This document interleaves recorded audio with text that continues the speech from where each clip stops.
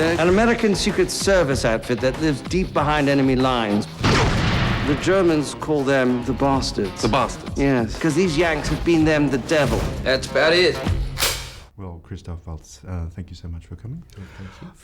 Now tell us, you can speak 4 different languages and you act in 4 different languages. How does that change the way that your mind transfers the intention of your role? Not at all. Actually, the intention is what leads up to a given verbalization. Mm-hmm. Now, if you shift that intention slightly to one side, like if you, for example, to use a cliche, what actually naturally follows is French. Right. So now you seem to be having an enormous amount of fun playing what is going to be one of the great bad guys in cinema. Is that the secret to playing a good bad guy, or what is it that you decide inside? You say, look, how do I make this the best bad guy possible? I don't really know the secret. To be perfectly frank, if I might disclose a secret here, I don't really know too many of the mysteries of what makes what. But I'm convinced that my opinion about something is not what helps me in acting. And the fact that I judge this character when I see it on the screen as evil is something that I can do as the spectator, but not as the actor. Because, a moral judgment is not really, in these terms, not really sort of a good point of departure for acting what leads up to it, because it gets too muddled up. A German soldier conducts a search of a house suspected of hiding Jews. Where does the hawk look? He looks in the barn, he looks in the attic, he looks in a cellar, he looks everywhere he would hide. But there's so many places it would never occur to a hawk to hide.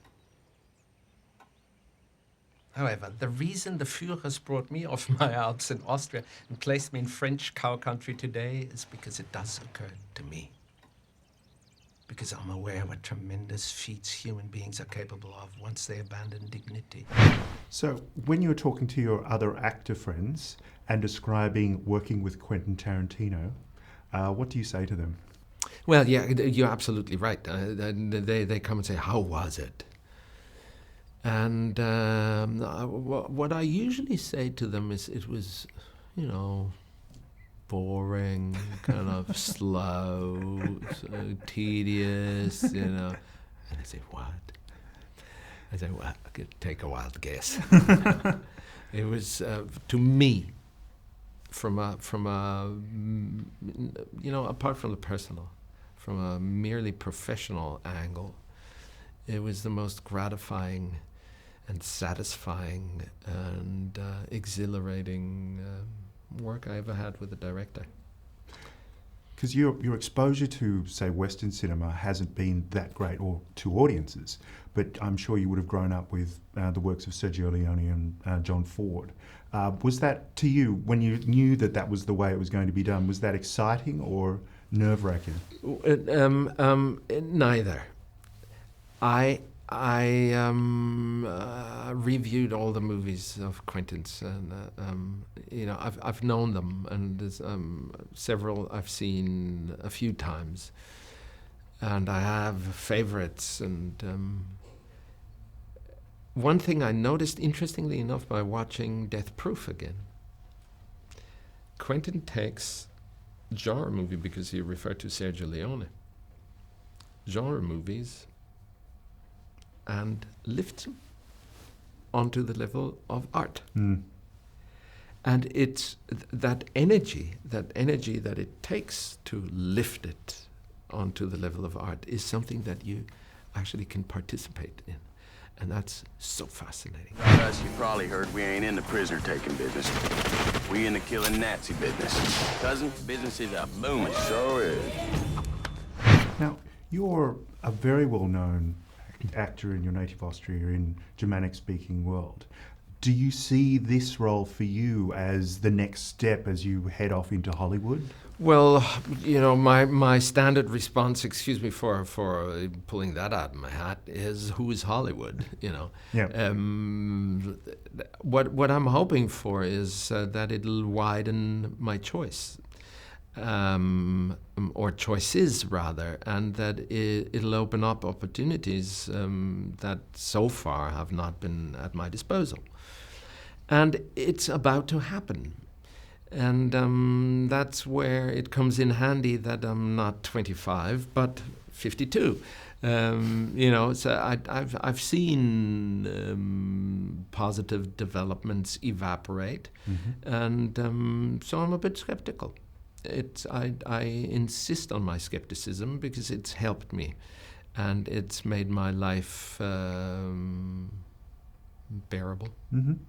Now, what is it about your life, do you think, that has given you the opportunity or the insight into playing Hans Landa? That I choose not to fathom, if you allow me. Yep. But technically speaking, I've done, you know, many years of theatre.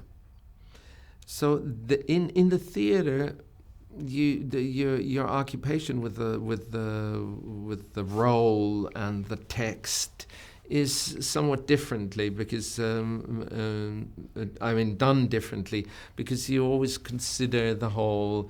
You rehearse for. I mean, in Germany you rehearse for at least 8 weeks, so you can really go into details and try out and chuck aside stuff that you were convinced about yesterday, and start from scratch and begin something new, and you have sometimes you have these really fantastic texts that you have to actually hit your head against, and that's a training that comes in very useful when you deal with a part like that.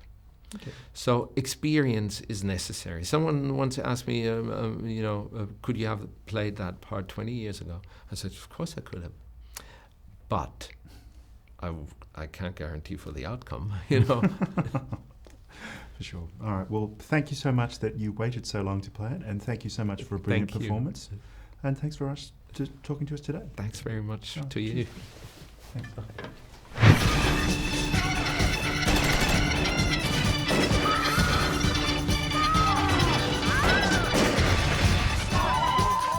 Das Geräusch meiner Walter, die direkt auf ihre Hoden gerichtet ist. Dann sind wir zu zweit.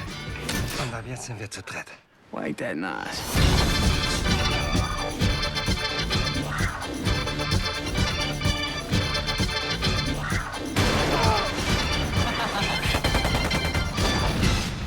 So you're the Jew hunter.